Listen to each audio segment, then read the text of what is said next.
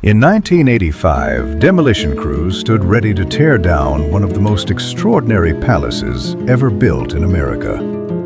17 acres of land stretching from the Atlantic Ocean to a tropical lagoon. 126 rooms covered in gold leaf and antique tiles from the 16th century. A dream that cost the modern equivalent of $100 million was about to be reduced to rubble. And then, something changed. Someone made a phone call. This is the story of Mar-a-Lago. It is not just the story of a building. It is the story of a woman who built an empire starting from a breakfast cereal company, and a president who rejected her gift, and a billionaire who saw what nobody else could see, and how the biggest dreams sometimes survive precisely when they seem destined to die. But to understand this story, we need to go back, way back, to a night in 1878 when 20,000 coconuts changed the history of Florida forever.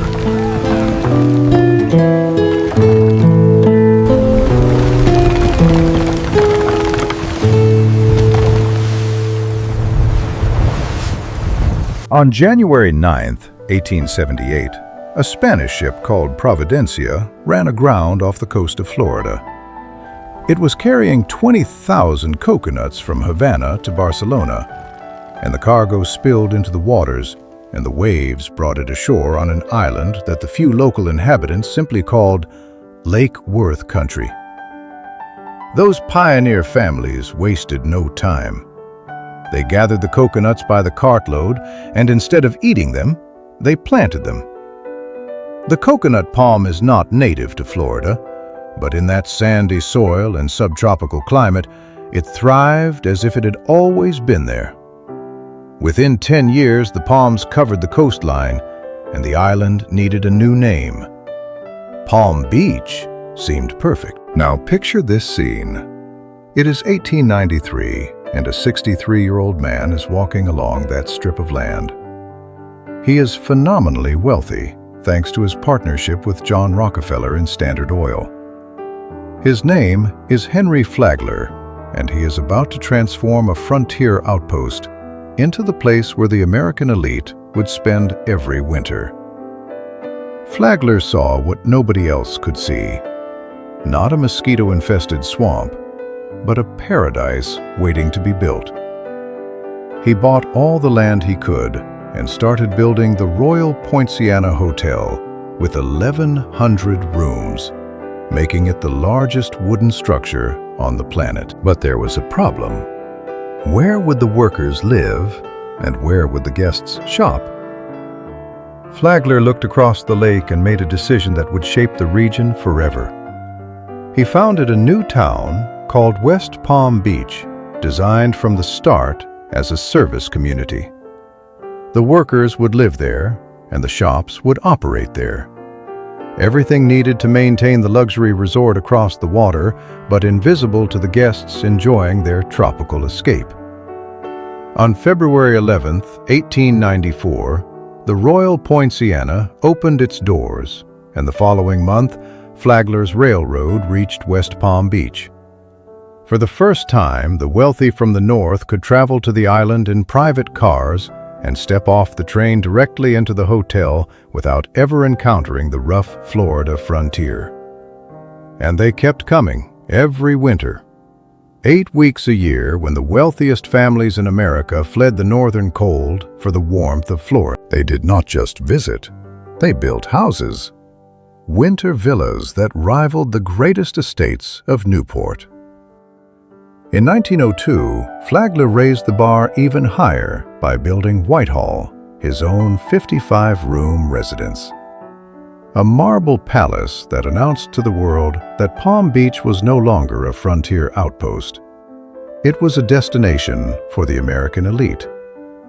The stage was set for someone to build something that would surpass everything that came before. Something that would make even Flagler's marble palace look modest. That someone was about to arrive. Chapter 2. The Woman Who Bought Birdseye. On May 9, 1914, Marjorie Merriweather Post received the news that her father had taken his own life at his California estate. Charles William Post was convinced that his declining health would never improve. He was 59 years old, and Marjorie was 27. She inherited everything: $20 million in cash and assets, which is the equivalent of over $500 million today. But more importantly, she gained control of a rapidly growing food empire that her father had built starting from a barn in Battle Creek, Michigan. Her father had started with Postum, a coffee substitute made from roasted wheat and molasses, and then came Grape Nuts cereal, and then Post Toasties. By the time of his death, the Postum Cereal Company was a household name in every American home. Marjorie was not unprepared. Her father had groomed her for business since childhood, and at 10 years old, she attended board meetings. She understood finance and manufacturing and marketing before most girls her age had finished school. But she was still young and still grieving, and legally, in 1914, women faced barriers that men never even considered. She could not even vote yet, as that right would not come until 1920. Her first husband, Edward Bennett Close, showed little interest in the cereal business. He preferred Connecticut high society to boardrooms and balance sheets, and the marriage deteriorated. Marjorie needed a partner who understood business, someone who could navigate the male-dominated world of corporate leadership while she held the power behind the scenes. She found him in Edward Francis Hutton.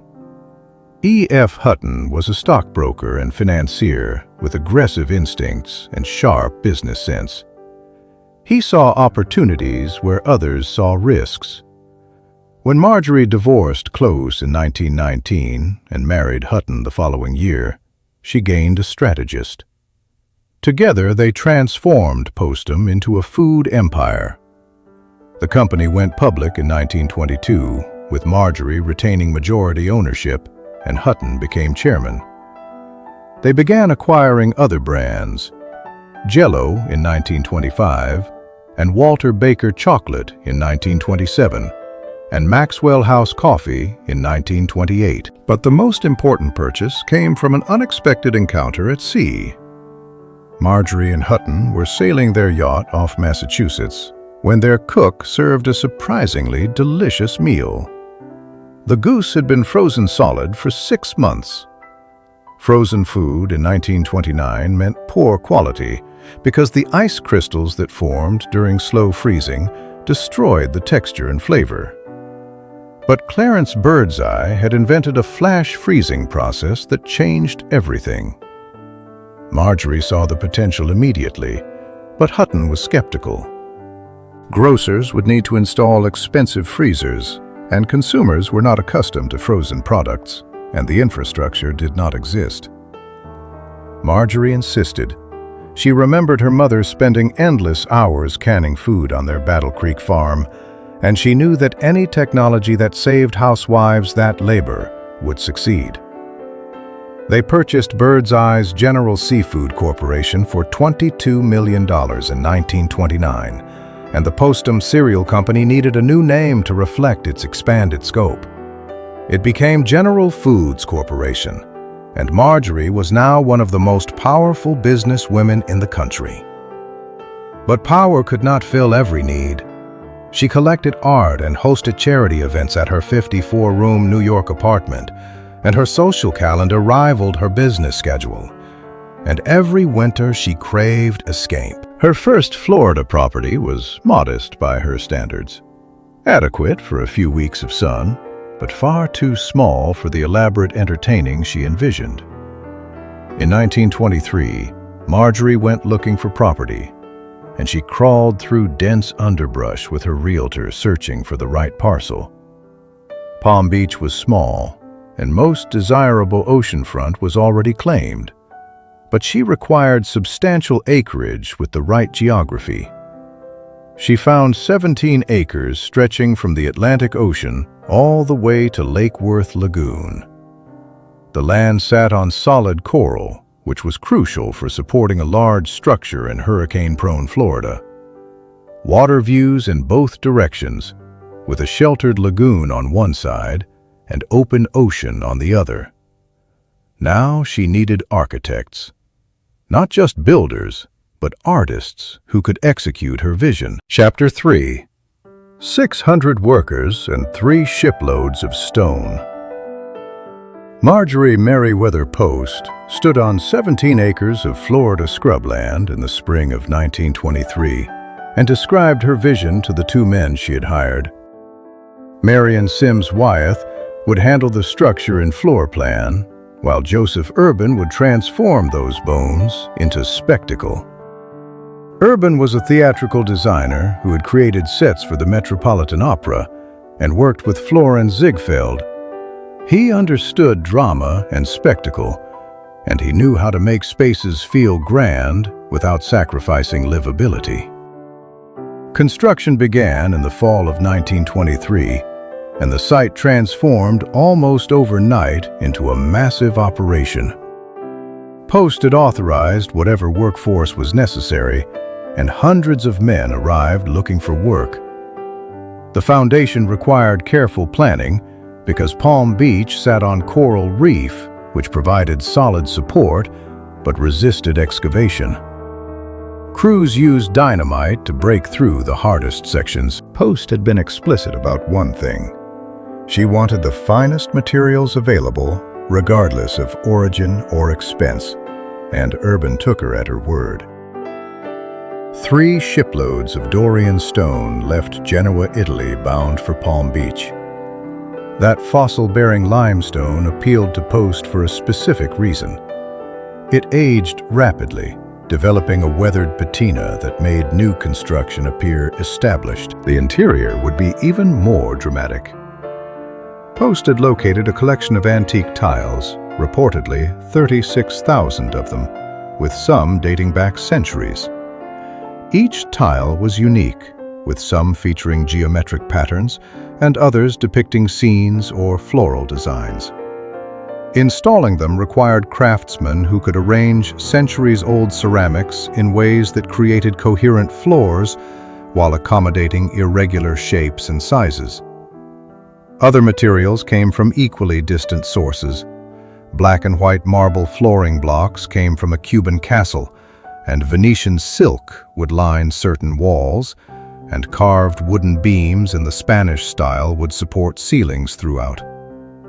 The project employed hundreds at its peak, and most crossed from West Palm Beach each morning, working long days in brutal heat. Post made sure meals were provided on site, because she had no intention of letting anyone go hungry while constructing her estate. The living room would span over 1,800 square feet, with ceilings reaching over 40 feet. Gold leaf would accent decorative elements throughout, and Urban designed a ballroom capable of holding hundreds with space for orchestra and dancing. Each room had its own mood and its own character. Construction continued through hurricanes and delays as tropical storms interrupted shipments and summer heat exhausted crews. Post visited regularly, reviewing progress and making decisions about details that most owners would have delegated entirely. By late 1926, completion approached. Final fixtures were being installed, and chandeliers went up, and decorative plasterwork received finishing touches. The tile work gleamed, and marble floors reflected light from windows designed to capture sun at specific times of day. The final accounting exceeded $7 million, which, adjusted for inflation, represented well over $100 million in modern currency. It was, at the time, reportedly the most expensive private residence ever constructed in the United States. In January of 1927, 4 years after construction began, Mar-a-Lago officially opened. 58 bedrooms filled the wings, and 33 bathrooms featured fixtures that Post had specified down to the smallest detail. The tower offered 360-degree views with the ocean to the east and the lagoon to the west and the island stretching north and south. The house she had built for entertaining had found its form. Now it was time to show Palm Beach society what Mar-a-Lago could do. Chapter 4: The Hostess and Her Palace. The first party at Mar-a-Lago took place before construction was even finished. In March of 1927, weeks before the official opening, Marjorie Merriweather Post hosted a dinner for close friends before the annual Everglades Costume Ball. The guests wore elaborate costumes evoking the court of Louis XVI, and Post and Hutton appeared as the king and queen themselves, dripping in jewels and silk. She had built Mar-a-Lago for exactly this purpose, not as a museum or a monument, but as a working residence designed around one central function: hosting on a scale that would make other Palm Beach hostesses look modest by comparison. Post understood something fundamental about wealth. In the 1920s, having money was not enough. You had to demonstrate it. And the most effective demonstration was not jewelry or yachts or European travel. It was entertaining. The ability to gather hundreds of influential people in your home and provide them with an experience they could not get anywhere else. Mar-a-Lago gave her that capability. The winter season of 1927 established the pattern that would define the house for decades. Post and Hutton arrived in mid-January and stayed through late March. And during those weeks, Mar-a-Lago became the center of Palm Beach social life. Dinner parties happened multiple times each week, with Post inviting 30 or sometimes 50 guests. The guest list reflected Post's position at the intersection of business and politics and society. Corporate executives and politicians and European aristocrats visiting Florida for the season, and artists and musicians that Post patronized. The combination created evenings where a senator might find himself seated next to a duchess with a Broadway composer across the table. Post believed in mixing people who would not normally meet because she thought interesting conversations happened when you put different worlds in the same room. Mar-a-Lago became known for that quality. You never knew who you would encounter at one of her dinners. In 1929, Post hired Ringling Brothers and Barnum and Bailey Circus to perform on the grounds as a charity fundraiser, and she invited underprivileged children from West Palm Beach to attend alongside wealthy donors. The juxtaposition was deliberate because Post believed that wealth carried responsibility to the broader community. The house functioned exactly as intended. The crescent shape allowed different types of entertaining to happen simultaneously, and she could host a formal dinner in the dining room while musicians rehearsed in another wing. Guest bedrooms meant visitors could stay for days rather than hours. The staff required to maintain this lifestyle was substantial, with cooks and housekeepers and groundskeepers and servers for events. Many lived on the property in the service wings, and Post treated her employees well by the standards of the time. She paid competitive wages and made sure they were fed the same quality food served to guests, just in different dining areas. She believed happy staff provided better service, and service mattered enormously to her. But the marriage to Hutton was deteriorating. Business partnerships do not always translate to personal compatibility, and by the early 1930s, tensions were obvious to close friends. The couple divorced in 1935. Post married Joseph Davies that same year. Davies was a Washington lawyer with political connections, and when he was appointed ambassador to the Soviet Union in 1936, Post accompanied him to Moscow. Mar-a-Lago sat closed for 5 seasons while they were abroad, and the property remained shuttered through the late 1930s and early 1940s. Post returned to Mar-a-Lago full-time in 1948 and resumed hosting though on a slightly smaller scale than before the war. She was older now, and the social scene had changed, but Mar-a-Lago remained the centerpiece of Palm Beach's winter season. In 1957, she began hosting the International Red Cross Ball annually, and the event became a Palm Beach institution, with white tie and tails and tiaras required. It continues to this day as one of the most prestigious charity events in Florida. The house had proven its worth, not just as architecture or as a display of wealth, but as a functioning tool for the kind of life Post wanted to lead. A life built around gathering people and supporting causes, and demonstrating that money could be used for more than just accumulation. Mar-a-Lago was never meant to be empty. It was meant to be full of guests and music and conversation and life.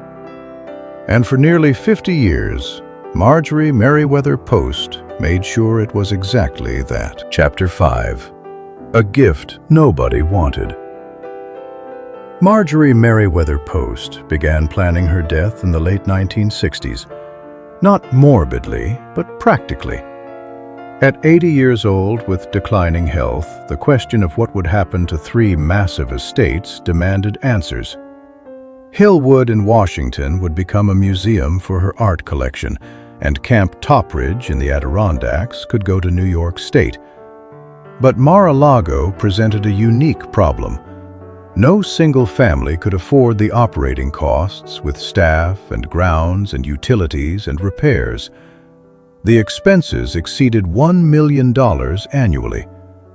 The Post daughters had their own lives, and none wanted the responsibility of running a Palm Beach estate. Demolition crossed her mind, as other mansions from the 20s had already been torn down. The land alone was valuable, and developers would pay handsomely for 17 oceanfront acres. But destroying what took 4 years to build felt like erasing her own history. A different option emerged. The federal government maintained retreats for presidential use, like Camp David and Blair House. Why not a winter White House in Florida? Somewhere the president could host foreign leaders in a setting that demonstrated American achievement. The house could accommodate large diplomatic gatherings, and the location offered privacy and pleasant weather. The architecture projected exactly the image of prosperity that Post believed the nation should present to the world. Lawyers structured the gift carefully. Upon her death, Mar-a-Lago would transfer to the National Park Service, and a trust fund providing $100,000 annually would help offset maintenance. Congress approved the donation in 1972, and President Nixon signed the acceptance legislation. Post received the recognition she wanted. Then, on September 12, 1973, complications from a long illness ended her life. She was 86. Mar-a-Lago transferred to government ownership as planned, but problems started immediately. Nixon had signed the acceptance legislation, but he already owned a Florida retreat. His Key Biscayne compound offered everything he needed. Gerald Ford preferred Colorado ski slopes to Florida beaches, and the house sat empty. Jimmy Carter's administration evaluated the property seriously, and staff toured the house and reviewed requirements. The assessment was discouraging. The trust fund covered barely 10% of actual operating expenses, and taxpayers would shoulder the remaining burden indefinitely. Security presented additional complications, with a public road nearby and Palm Beach International Airport generating constant aircraft noise. Protecting a president here would require infrastructure that did not exist. Carter's team recommended returning the property, and Congress debated through 1979 and 1980. In December of that year, legislation transferred Mar-a-Lago back to the Post Foundation. The government's ownership had lasted 7 years, and no president had ever slept there. The foundation faced the same economics that had driven the original donation. Operating costs had not decreased, and the trust fund could not cover them. Mar-a-Lago went on the market at $20 million, but buyers did not materialize. The house was too large for practical family use, and the operating expenses scared away anyone who looked closely. The real estate market had softened, and several potential deals fell apart before closing. Without adequate staff, the property showed its neglect. Paint peeled from exterior walls, and gardens grew wild. The landscaping that had been meticulously maintained for decades became overgrown jungle. The house that once hosted royalty sat mostly empty, visited only by caretakers and the occasional prospective buyer who inevitably walked away. By 1985, the foundation made a decision. Mar-a-Lago would be demolished. The land would be subdivided into smaller lots for development, and everything Post had created would vanish. The imported stone and the antique ceramics and the gold leaf ceilings would all disappear. Palm Beach would lose another Gilded Age mansion to modern economics. Permits were filed, and the decision was final. Wrecking crews would arrive within months. And then a New York real estate developer made a phone call. Chapter 6. Trump's Bargain. Donald Trump first noticed Mar-a-Lago while vacationing in Florida in 1982. The sprawling estate caught his attention immediately, with 17 acres stretching from the Atlantic Ocean to Lake Worth, and a mansion that looked like something transported from the Mediterranean.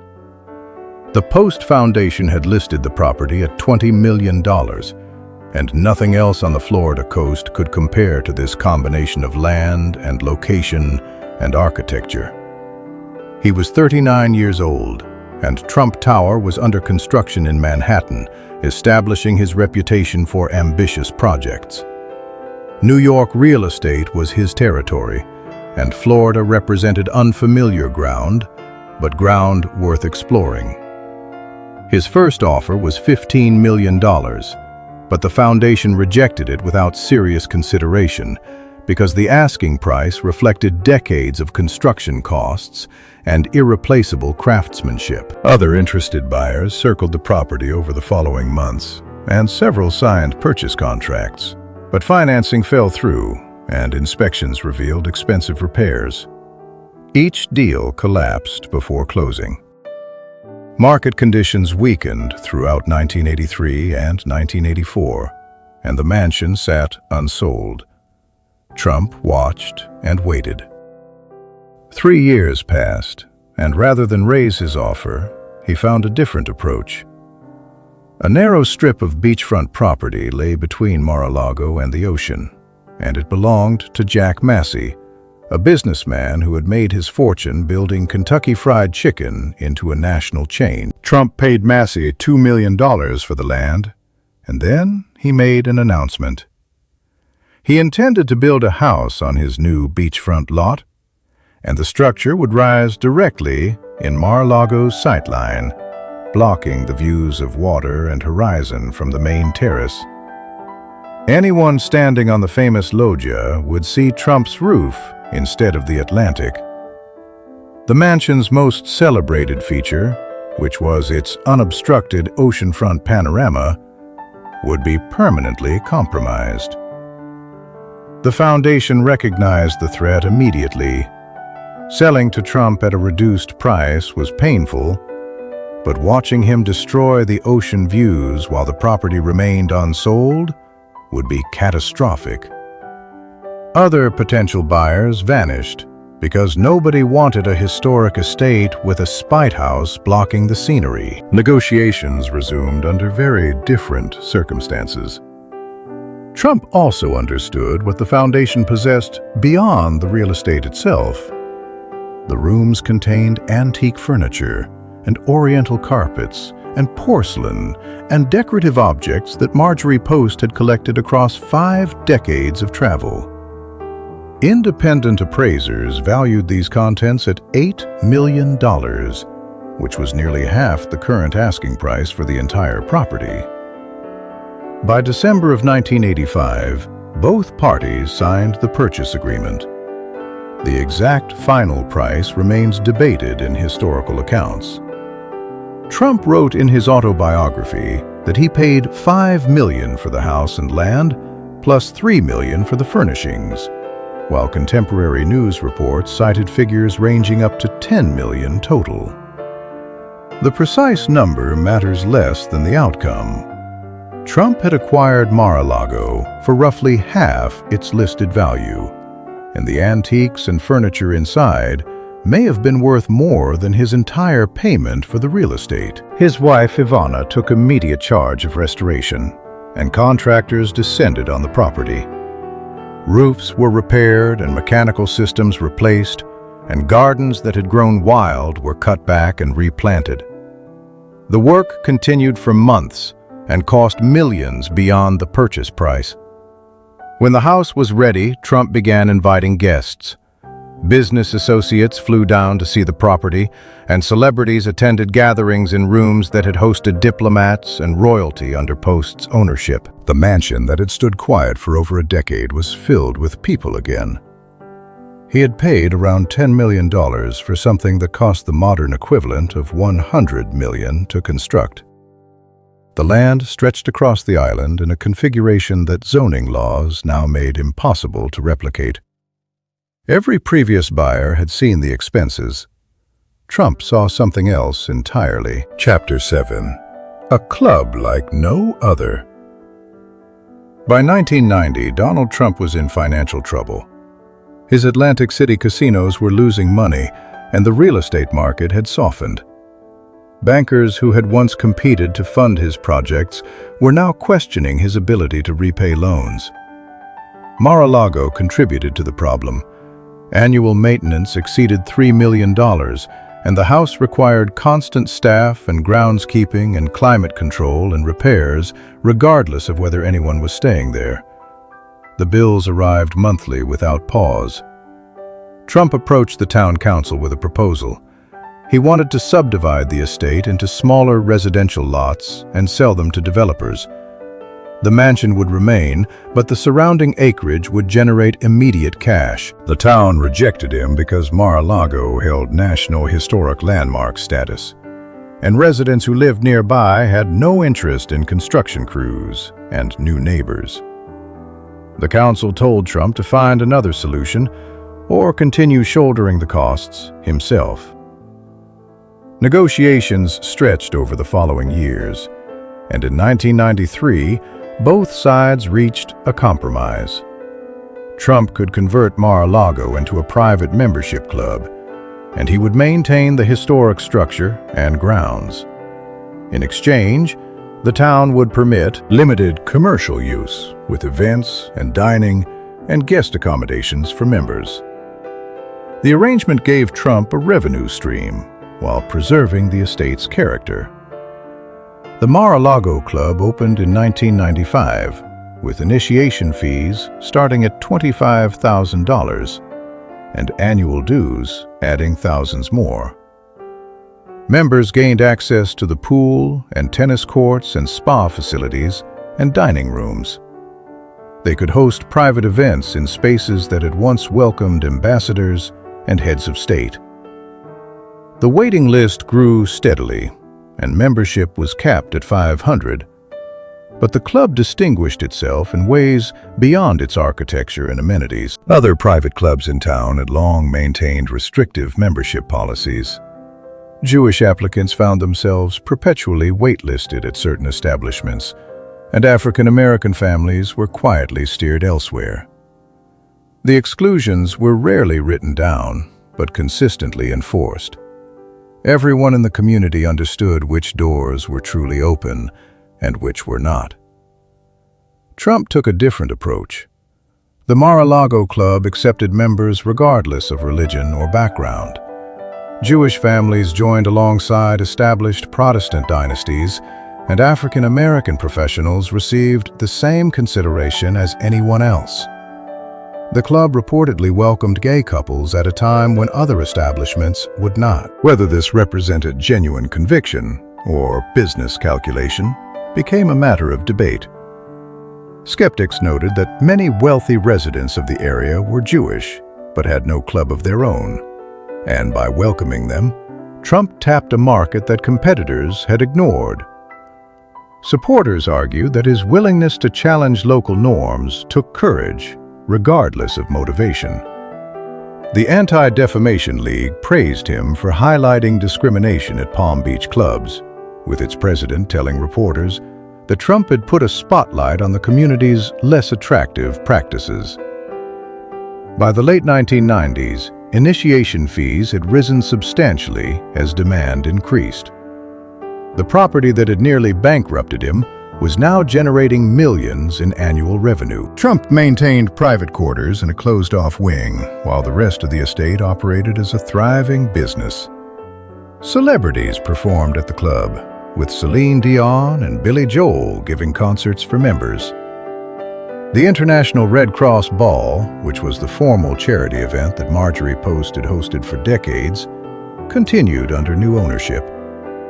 The house she built for entertaining had found a sustainable future, not as a family residence and not as a government retreat, but as a private club where membership itself conveyed status and access. Trump had solved the problem that defeated the federal government and the Post Foundation and every private buyer who had looked at the numbers and walked away. He did it by turning expenses into revenue. Marjorie Merriweather Post believed that wealth carried obligations. This was not a sentiment she arrived at late in life.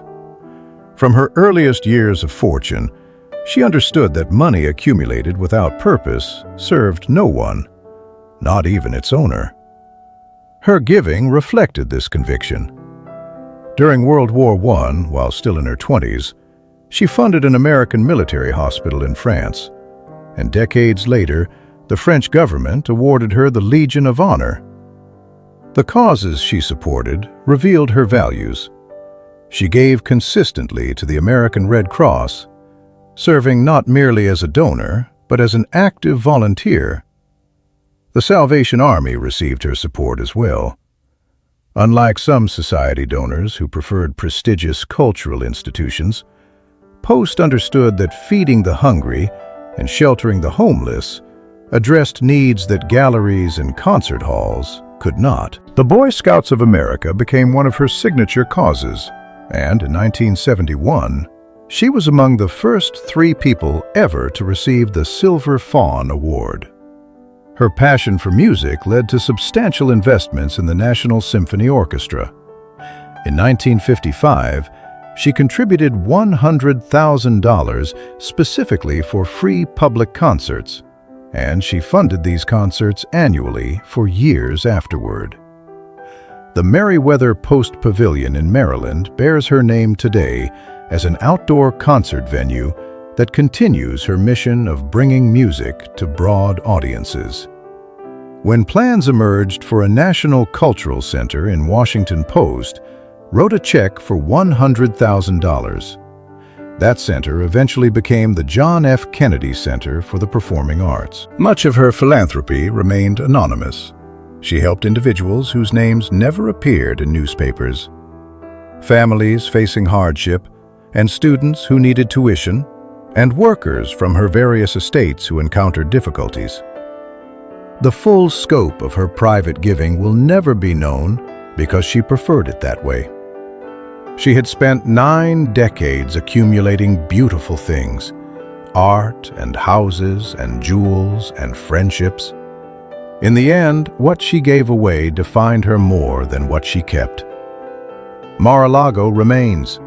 It survived its creator. It survived the attempts at demolition. It survived the changes in ownership and purpose.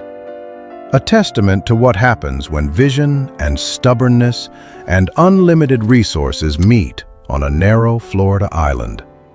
It was never meant to vanish, and against all odds, it did not.